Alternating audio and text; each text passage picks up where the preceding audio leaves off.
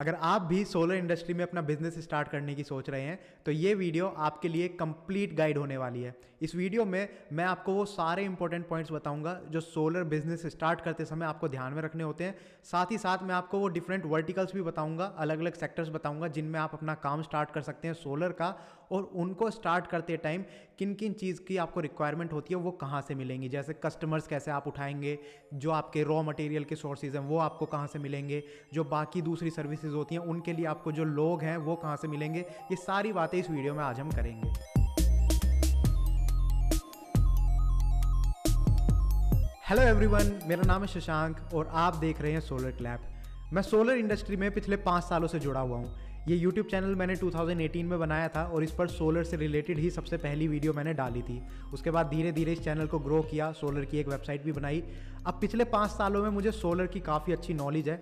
मैं अलग तरीके के लोगों से कनेक्ट हुआ, कस्टमर्स के साथ भी कनेक्ट हुआ जिनको सोलर प्रोडक्ट्स चाहिए, डीलर डिस्ट्रीब्यूटर्स के साथ भी कनेक्ट हुआ जिनको कस्टमर्स चाहिए, और काफ़ी सारे मैन्युफैक्चरर्स और ब्रांड्स के साथ भी कनेक्ट हुआ जिनको अपने प्रोडक्ट की मार्केटिंग करनी थी। तो मैंने इस इंडस्ट्री को काफ़ी अच्छे से देखा है, काफ़ी अच्छे से समझा है, और मैं आपको पूरी हेल्प कर सकता हूँ एक सोलर बिजनेस स्टार्ट करने में। अब इससे पहले कि इस वीडियो को मैं आगे बढ़ाऊँ, मैं आपको बताना चाहूँगा कि इस वीडियो के डिस्क्रिप्शन में एक फॉर्म का लिंक मैं आपको दे रहा हूँ। जैसे ही आप उस लिंक पर क्लिक करेंगे आपके सामने एक फॉर्म खुलकर आएगा। इस फॉर्म में आप अपनी बेसिक डिटेल्स फिल कर सकते हैं, जैसे कि आपका नाम, फ़ोन नंबर, किस सिटी या शहर में आप रहते हैं और किस सेक्टर में आप अपना सोलर बिजनेस स्टार्ट करने की सोच रहे हैं। तो ये सारे ऑप्शंस आपको फिल करके फॉर्म को सबमिट कर देना है। आपकी डिटेल्स जब मेरे पास आएंगी तो उसके हिसाब से जो मेरे कनेक्शन में लोग हैं, जो नेटवर्क में लोग हैं, अलग अलग ब्रांड्स हैं, उनके साथ मैं आपको मैच करने की कोशिश करूंगा। मेरी टीम आपको मैच करने की कोशिश करेगी और आपको जो भी हेल्प चाहिए हमारी तरफ से वो हम आपको प्रोवाइड करने की कोशिश करेंगे। और ये सब फ्री ऑफ कॉस्ट, आपको इसका कोई चार्ज पे नहीं करना है। मैं बस इस इंडस्ट्री को थोड़ी बढ़िया इंडस्ट्री बनाने की सोच रहा हूँ जिसमें हम सबको अपना रोल प्ले करना पड़ेगा। तो ये रोल मैं अपनी तरफ से प्ले करना चाह रहा हूँ। तो सबसे पहले कुछ ऐसे पॉइंट समझ लेते हैं जो सोलर बिजनेस स्टार्ट करते समय आपको ध्यान में रखने होते हैं। सबसे पहले तो आपको अलग अलग वर्टिकल्स और सेक्टर समझने पड़ेंगे कि कौन कौन से सेक्टर्स इस इंडस्ट्री में इन्वॉल्व हैं। तो एक मैन्युफैक्चरिंग सेक्टर है जहाँ पर डिफरेंट टाइप्स के सोलर प्रोडक्ट्स, एक्सेसरीज मैन्युफैक्चर होती हैं। इसके अलावा एक मार्केटिंग और सेल्स का सेक्टर आ जाता है जहाँ पर आपको प्रोडक्ट्स बनाने नहीं है लेकिन आपको सेल करने हैं।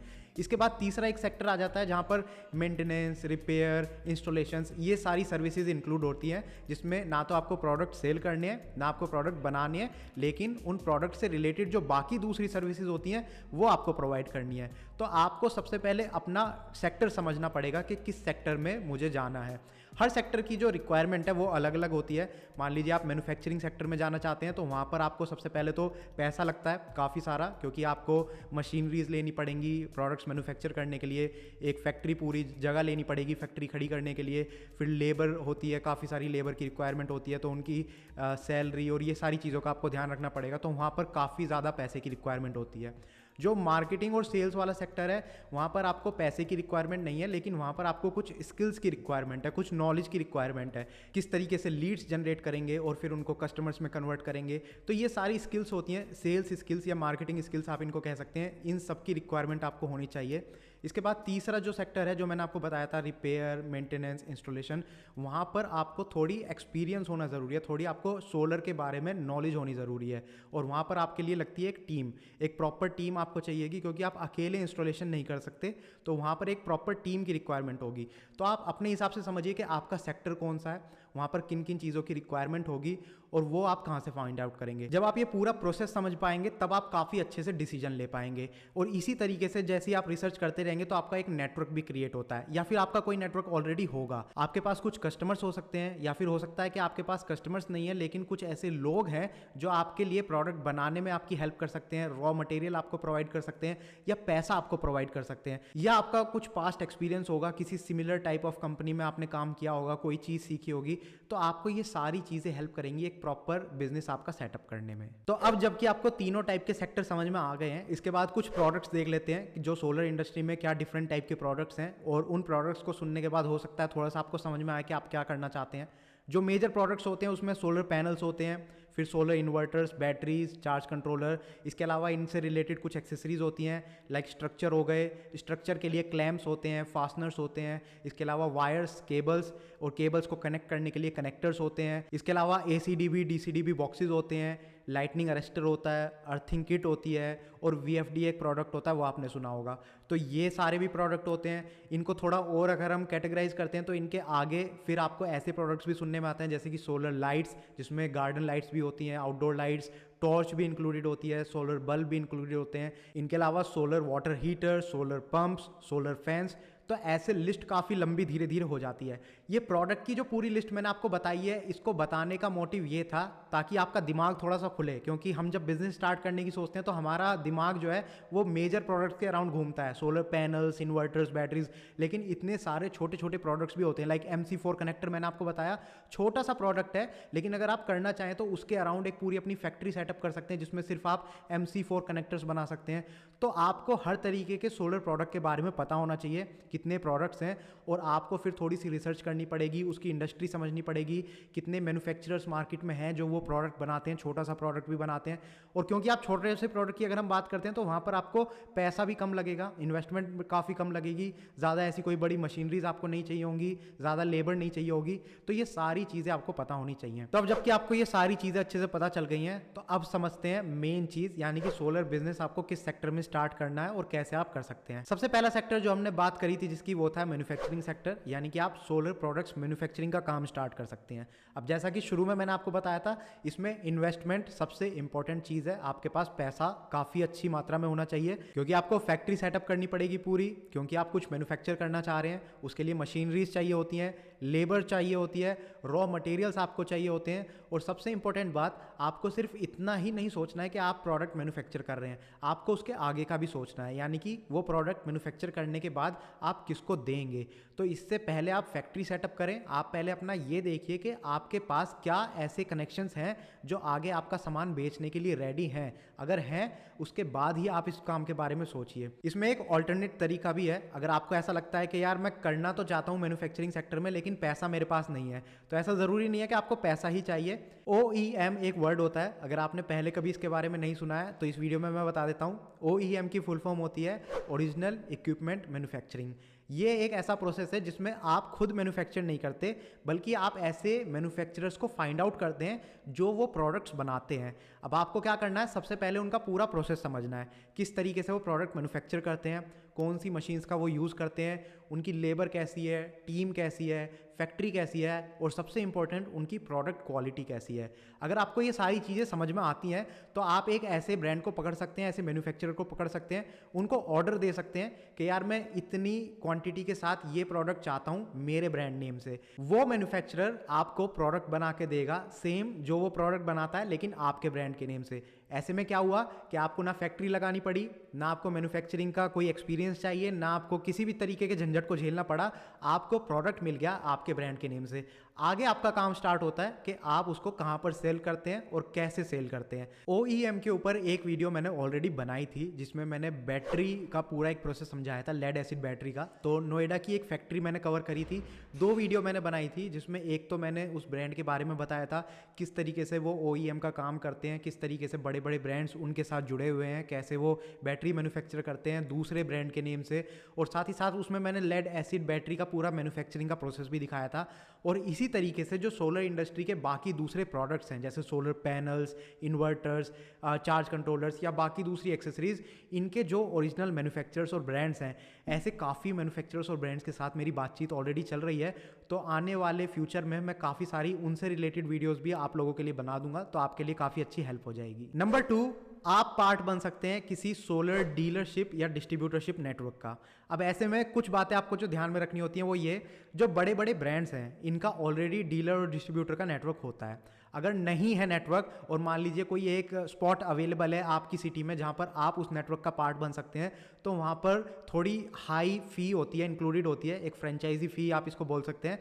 तो आपको वो फी पे करनी पड़ती है इस नेटवर्क का पार्ट बनने के लिए। और साथ ही साथ जो इनके प्रोडक्ट्स होते हैं वो एक क्वांटिटी में आपको इकट्ठे करने पड़ेंगे, पहले से ही परचेज करने पड़ेंगे इनसे, और पेमेंट करने के बाद ही ऑब्वियसली आप परचेज करेंगे। और आपका एक गोडाउन होना चाहिए जहां पर वो प्रोडक्ट्स आप रख सकते हैं और फिर आपको वो आगे सेल करने पड़ेंगे। इसके अलावा जो छोटे ब्रांड्स होते हैं या मैन्युफैक्चरर्स हैं, उनका इतना बड़ा कोई डीलर डिस्ट्रीब्यूटर नेटवर्क नहीं होता, लेकिन वो अपना नेटवर्क बनाने की सोचते हैं। अगर वो लॉन्गर विजन के साथ काम कर रहे हैं, उनको अपना ब्रांड बनाना है, तो वो भी अपना ऐसा नेटवर्क बनाने की सोचते हैं।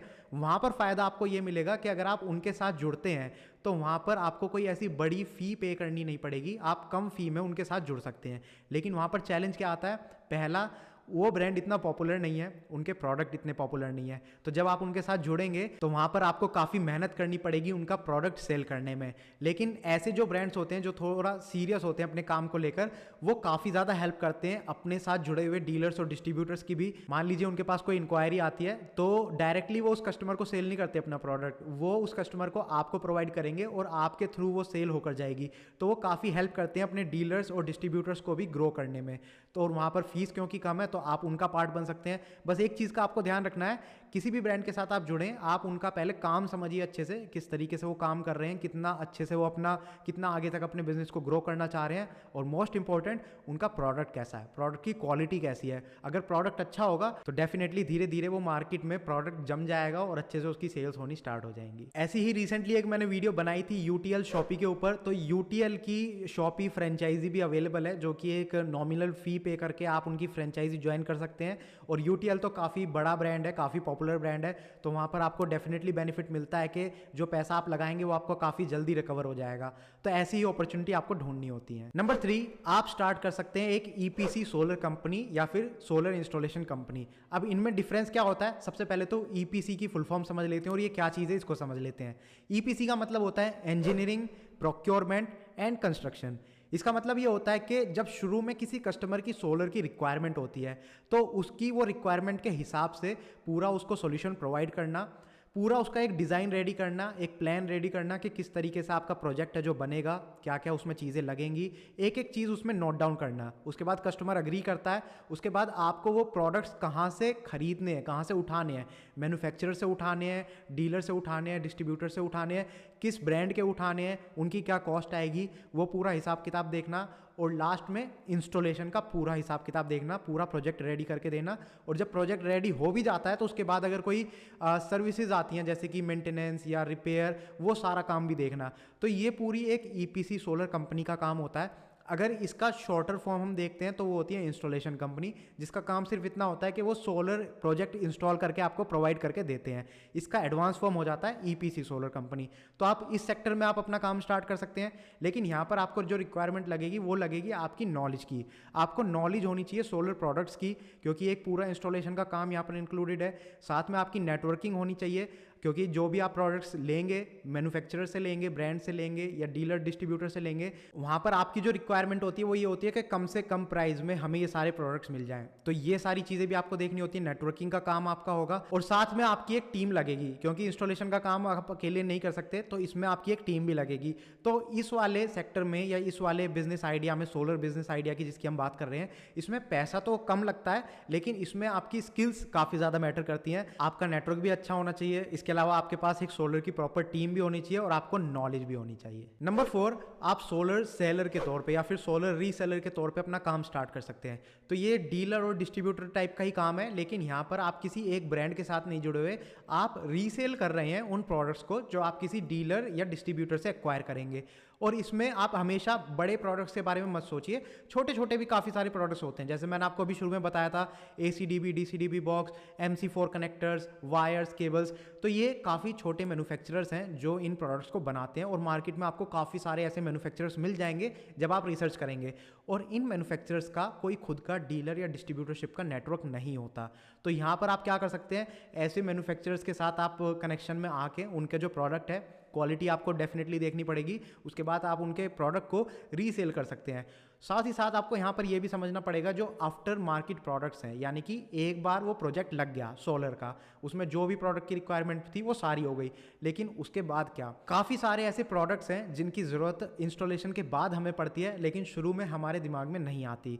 जैसे कि आपने अपने घर पर सोलर पैनल सिस्टम लगवाया, 4-6 पैनल आपने लगवाए, अगर आप उन्हें साफ़ करने बैठेंगे तो आप आधे से 1 घंटे में सारे पैनल साफ़ कर देंगे। लेकिन जो बड़े प्रोजेक्ट्स होते हैं जैसे सोलर फार्म्स होते हैं, जहाँ पर मेगावाट में प्रोजेक्ट्स होते हैं, तो वहाँ पर हज़ारों सोलर पैनल लगते हैं। अब उनको वो अगर कोई साफ़ करने बैठेगा मैनुअली, तो मान लीजिए पहले पैनल से स्टार्ट होकर और जब 1000वें पैनल तक वो पहुँचेगा, साफ़ करता करता कई दिन इसमें लग चुके होंगे, और जब तक वो बेचारा लास्ट पैनल पे पहुँचेगा तब तक पहले वाले पैनल जो शुरुआती पैनल है वो दोबारा गंदे हो जाएंगे। तो ये एक कंटिन्यूस प्रोसेस होता है। तो आप ऐसे में कोई प्रोडक्ट प्रोवाइड कर सकते हैं जो कि मार्केट में डेफिनेटली अवेलेबल है, जहाँ पर जो मेंटेनेंस है, जो क्लीनिंग है, वो काफ़ी अच्छे से हो जाती है। तो आप छोटे छोटे प्रोडक्ट्स में देखिए, उनका जो सेलिंग का काम है वो आप स्टार्ट कर सकते हैं। नंबर 5 आप स्टार्ट कर सकते हैं सोलर रिपेयर, मेंटेनेंस और रिसाइकलिंग सर्विसेज। अब इसमें क्या होता है, रिपेयर से तो आपको पता चल गया कि अगर कोई भी ऐसा फॉल्ट होता है किसी प्रोडक्ट में तो उसको रिपेयरिंग का काम। अब इसमें यूजुअली हम क्या सोचते हैं कि हमारे दिमाग में अगेन सोलर पैनल्स आते हैं कि यार सोलर पैनल्स तो ब्रांड के प्रोडक्ट्स होते हैं, 25 साल की तो उन पर वारंटी है, ख़राब होते नहीं, लेकिन ख़राब हो जाएंगे तो हम सीधा ब्रांड के पास जाएंगे। जैसा कि किसी भी नॉर्मल बड़े प्रोडक्ट में होता है, प्रोडक्ट ख़राब होता है तो आप सीधा कस्टमर केयर पे कॉल करते हैं उस ब्रांड के पे। लेकिन आपको इसमें कुछ बातें समझनी पड़ेंगी। सबसे पहला, सोलर पैनल डेफिनेटली एक नई इंडस्ट्री है, और जितने भी आप अपने आसपास देखेंगे सोलर पैनल्स आपके इंस्टॉल्ड हैं, वो आज से 15-20 साल पहले इंस्टॉल हुए हुए नहीं मिलेंगे आपको, वो अभी हाल फिलहाल के कुछ सालों में ही इंस्टॉल हुए होंगे। और इन पर 10 से 12 साल की तो मैन्युफैक्चरिंग वारंटी होती है। लेकिन 10 से 12 साल की मैन्युफैक्चरिंग वारंटी जब खत्म हो जाएगी उसके बाद क्या, मार्केट में अभी ये ज़्यादा केसेस नहीं आ रहे हैं, लेकिन जैसे जैसे समय बढ़ेगा तो काफ़ी सारे ऐसे केसेस आने लगेंगे जहाँ पर छोटे छोटे फॉल्ट्स होंगे। अब छोटे छोटे फॉल्ट्स के लिए आप डायरेक्ट ब्रांड को तो कांटेक्ट नहीं करेंगे, और वो भी उस टाइम पे जबकि उनका वारंटी पीरियड खत्म हो चुका है। जैसे कि आपके घर का जो पंखा है उसका एग्जांपल लेके देखिए, घर का पंखा जब खराब हो जाता है तो वो किसी भी ब्रांड का हो, चाहे बजाज का हो चाहे हैवेल्स का हो, हम कभी भी उन ब्रांड के पास नहीं जाते, क्योंकि हमें पता है कि यार 2 साल का उनका वारंटी पीरियड था, वो खत्म हो चुका है, अब ये पंखा खराब हुआ है तो ये अब हमें ही देखना है। अब आप दुकान वाले के पास जाके ऐसा भी नहीं नया पंखा लेकर आएंगे, तो आपको वहाँ पर ये देखना होता है, आप किसी इलेक्ट्रीशियन के पास जाएंगे जो कि उसमें फॉल्ट फाइंड आउट करेगा, छोटा सा फॉल्ट होता है वो फिक्स कर देगा पंखे को, आपको मिल जाएगा। तो सेम चीज़ आगे सोलर के साथ भी होने वाली है। काफ़ी सारे इसमें फॉल्ट्स आगे आएंगे धीरे धीरे जैसे समय बीतेगा, तो आप रिपेयर का काम स्टार्ट कर सकते हैं, मेंटेनेंस का काम आप कर सकते हैं। जैसा कि अभी मैंने बताया था कि जब काफ़ी सारे सोलर पैनल्स लगते हैं तो काफ़ी सारी ऐसी मेंटेनेंस रिलेटेड चीज़ें होती हैं, जैसे कि मान लीजिए सोलर पैनल सफाई करने का काम है, वो आप कर सकते हैं, उसका पूरा मेंटेनेंस का है। वायर्स आपको चेक करनी है कि यार कहीं पर वायर्स कटी फटी तो नहीं है, जैसे पुरानी हो जाती हैं तो डेफिनेटली ओपन में लगी हुई हैं तो कुछ भी हो सकता है, तो वो चीज़ें आपको देखनी पड़ेंगी, तो वो मेंटेनेंस का काम आप देख सकते हैं। इसके अलावा रिसाइकलिंग का, ये नया वर्ड आपको सुनने में मिला होगा और डेफिनेटली मार्केट में इसके बारे में कोई बात नहीं करता, लेकिन आप खुद सोचिए, सोलर पैनल्स जिनकी 25 साल की उनकी परफॉर्मेंस वारंटी है, और मान लीजिए वो उससे ज़्यादा भी काम करते हैं, 30 साल 35 साल, एक टाइम तो ऐसा आएगा जब वो सोलर पैनल ख़राब होंगे, उस टाइम पर हम क्या करेंगे, वो जो पैनल्स हैं वो कहाँ जाएंगे। मार्केट में इसके लिए अभी कोई प्लान नहीं है, क्योंकि ये प्रोडक्ट नया ही मार्केट में चल रहा है। हर ब्रांड प्रोडक्ट मैन्युफैक्चरिंग में लगा पड़ा है, उसको सेलिंग में लगा पड़ा है, लेकिन रीसाइकलिंग के बारे में कोई बात नहीं करता। इनके अंदर जो सेल्स लगे हुए हैं उनका क्या होगा, तो ये पूरा एक रीसाइकलिंग का भी प्रोसेस है, इससे रिलेटेड आप काम स्टार्ट कर सकते हैं। और ये डेफिनेटली अभी इस पीरियड के हिसाब से, जिस पीरियड में हम बात कर रहे हैं, इसमें काफ़ी एडवांस काम है ये। इसके बारे में कोई ब्रांड, जहाँ तक मुझे आइडिया है, कोई ब्रांड, कोई भी इंडिविजुअल इसके बारे में बात नहीं कर रहा, तो आप इसके बारे में सोच सकते हैं। नंबर 6, आप कोई सोलर प्रोडक्ट इन्वेंट कर सकते हैं। जो अभी शुरू में मैंने आपको प्रोडक्ट्स की लिस्ट बताई थी, ऐसा नहीं है कि ये प्रोडक्ट्स पहले से ही थे, किसी ने दिमाग लगाया ये प्रोडक्ट्स बनाए।